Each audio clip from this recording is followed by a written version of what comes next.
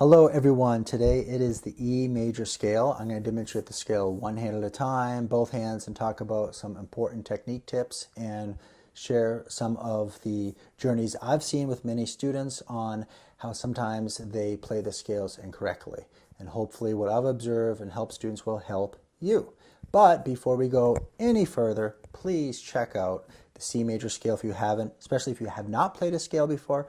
Highly recommend going to my playlist, checking the C scale, because I take a deep dive with technique and beginner tips that you can apply with the C scale, obviously, the G, the D, the A, and the E.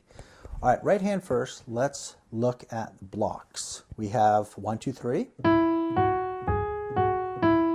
Play them broken and then together. Now our thumb on A.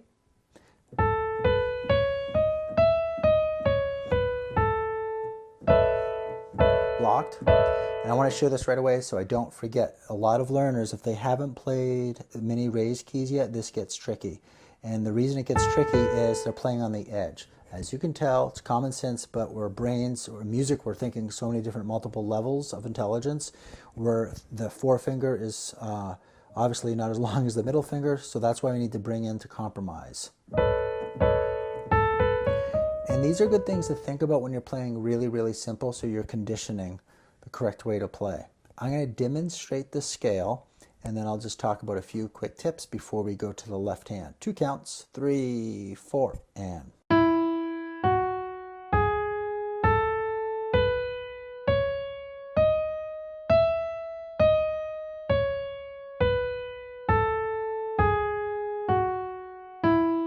So, thumb underneath hand, and elbow goes out a little bit, staying relaxed. Hand and the keyboard. Doing that will help you prevent any awkward twist turns or whatever you might think of.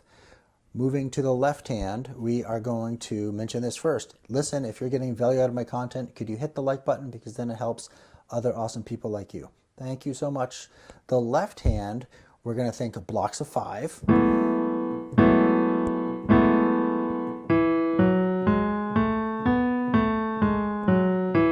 Another good way to warm up doing that, because some students will start off like this. And I'm going to say, bring the hand in.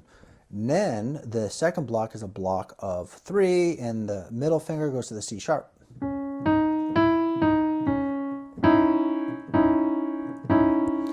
Now, left hand, here I go, and...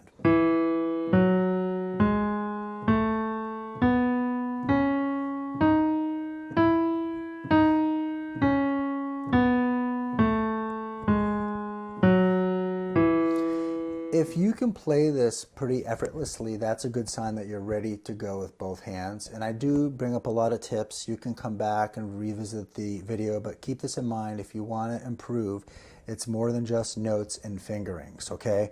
So when you're getting this down, you're thinking about arm weight, you're thinking about, you know, where the fingers are going in the keys. Some students will go, well, where do I start? You can definitely just have a basic build. For instance, can you play the notes relaxed at a good pace, notes at a similar volume? We're going to go to both hands, and I'm going to give a few power tips for the end. Here I go, both hands, 3, 4, and...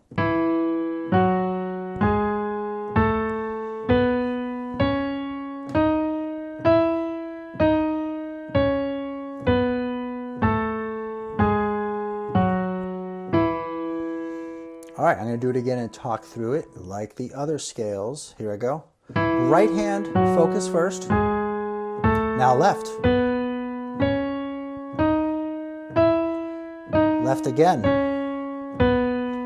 Right hand.